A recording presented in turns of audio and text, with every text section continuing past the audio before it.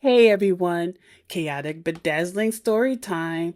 I'm your host, DGM, and today's story, we are going to dive into some tea. If you like cups like this, you can support the channel by going to my Shopify, chaoticbedazzling.myshopify.com. And there are beautiful cups like this and many more. Let's get into it. I'm on the IRS.gov criminal investigation press release. This story came out June 23rd, 2025. So, Newark, Newark, Newark,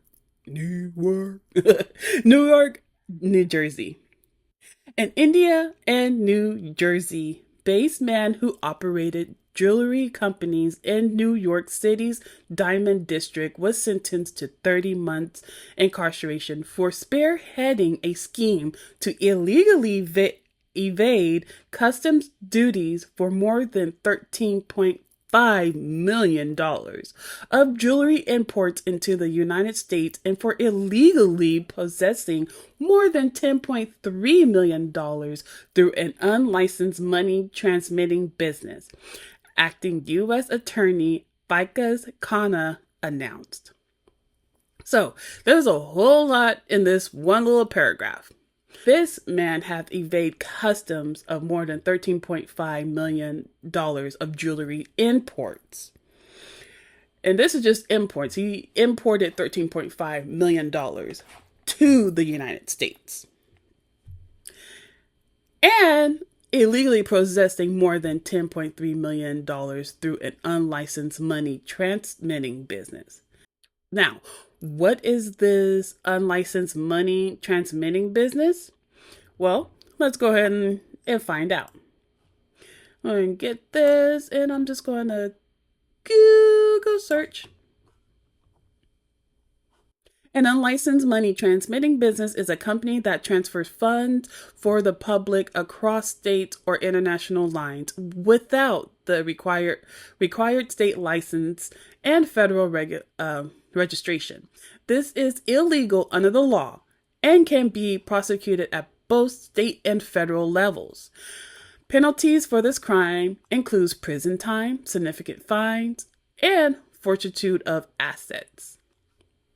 So, what is considered money transmitting?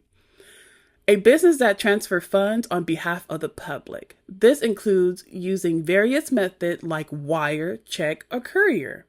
It covers transfers within the country or to locations abroad. Internet and mobile based payment services are also subject to these regulations. Okay, I went to the AI mode, and it's unlicensed money transmitting refers. Unlicensed money transmitting refers to knowingly operating a money transmitting business without a state license where one is required, failing to register the business with a financial crime enforcement network, or transferring funds known to be from criminal activities. This is a serious federal offense under the law, which can result into imprisonment up to 5 years. So it's pretty much, if you're handling money, a lucrative money business like diamond selling, you have to be registered to make this the transfer of the money and all the funds. Now, his name is Manoishi Kumar Dushi Shah. I'm just going to call him Shah. Or Shaha. I'm just going to say Shah.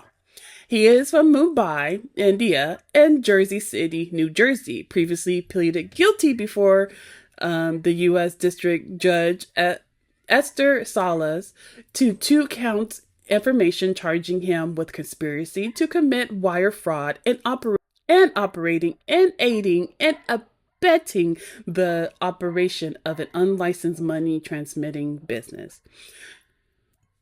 Now, let's get into this case, though. As the statement, this is a case of statements from the court from December 2019 to around April 2022. Shaw engaged in a scheme to evade duties for shipments of jewelry from Turkey and India to the United States. Shaw would ship and or instruct his co-conspirators to ship goods from Turkey or India, which could have been subject to approximately 5.5% duty if shipped directly to the United States. To one of Shaw's companies in, oh, that's not good. I do not like how, okay. Shaw would ship and or instruct his co-conspirators to ship goods from Turkey or India, which would have been subject to an approximately 5.5% duty if shipped directly to the United States. Shaw co-conspirators in South Korea would change the labels on the jewelry to state that they were from South Korea instead of Turkey or India, and then ship them to Shaw or his customers in the United States, thereby unlawfully evading the duty. So the jewelry, if it's from a certain spot like India or Turkey, and they have to ship it to the United States, so that's a 5.5% duty of shipment. Now, he's doing it from South Korea. So it seems like South Korea has no duty or less than 5.5% to evade the higher 5.5%, right? Okay, Shaw, we see you. Shaw would also make and instruct his customers to make fake invoices and packing lists to make it look like Shaw's South Korea companies were actually ordering jewelry from Turkey or India. Shaw also instructed a third-party shipping company to provide false information to U.S. Customs and Border Protection, considering the origin of the jewelry. During the scheme, Shaw shipped approximately $13.5 million of jewelry from South Korea to the United States without paying the appropriate duty. South Korea's standard import duty rate is about 8% on average, but this varies by product. A 10% value added tax applied to most imports value over $150. Excise tax 10 to 20% can be applied to luxury or durable goods, and rates can reduce or eliminate for goods from countries with a FTA, so free trade agreement with South Korea. What's the free trade agreement with South Korea with diamonds? The U.S.-South Korea Free Trade Agreement, which took effect in 2012 and was renegotiated in 2018, generally eliminates tariff on most goods between the two countries. However, there is no specific mention of separate free trade agreement or exemption for diamonds. While the general agreement covers a wide range of goods, specific duties on diamonds are determined by the U.S. Harmonized Tariff Schedule. Importing diamonds from South Korea to U.S. Duty-free status.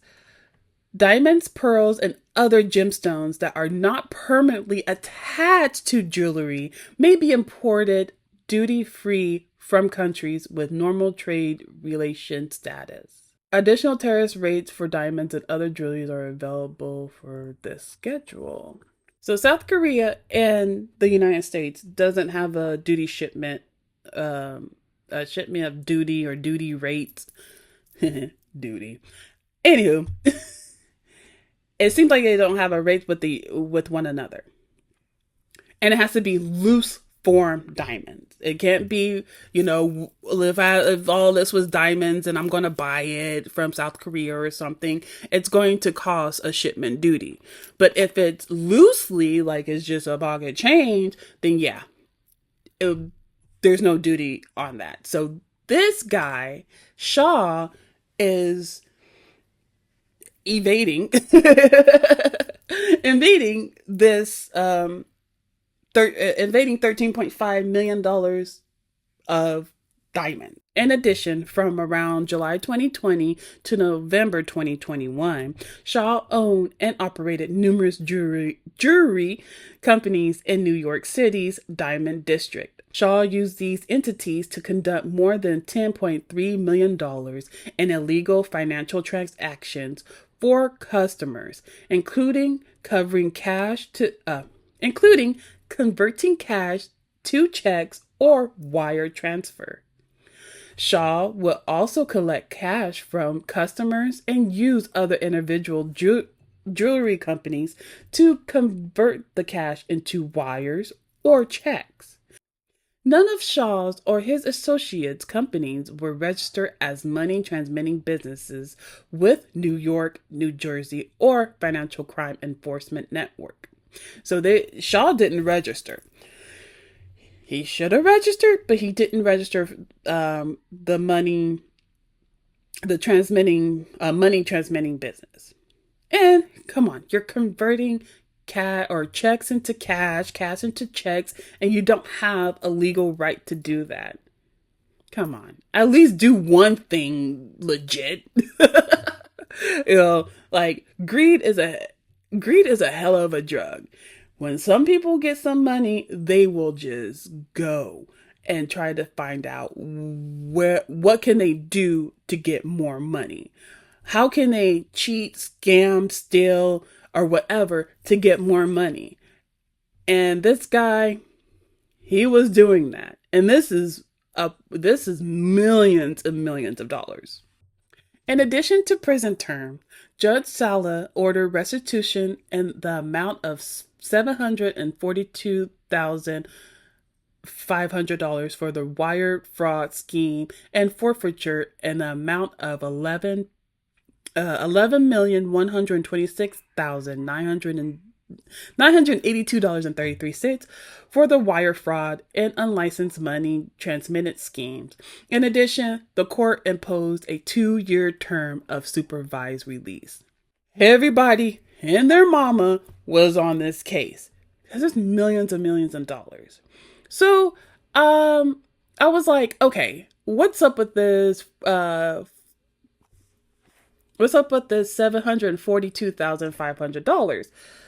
I like doing little math in here and there, and that is coming from the $13.5 million times that by the 5.5%, and you get the $742,500. Now he has to give up $11,126,982.33.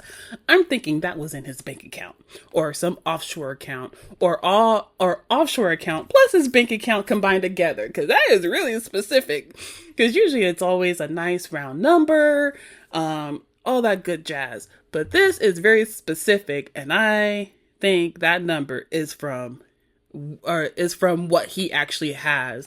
I don't know if he has offshore accounts, but if he does, I think it's from that, plus what he have in his bank account, plus what he have in a safe, plus what he have in the bank safe. It could be all the money that he actually have on hand, and that's the $11 million. Don't evade taxes. Don't evade any type of customs or the law, because it will catch up to you. Probably not now, but in the near future it will. If you're into these real world cases where the law, trust, and money collide, hit subscribe and the like button, because I will be pulling more from the DOJ, IRS, and other federal sources. If you like to support the channel, go ahead to chaoticbedazzling.myshopify.com to purchase one of these beautiful cups. The link is in the description. The link for the press release is also in the description. And you know what? Stay bedazzled.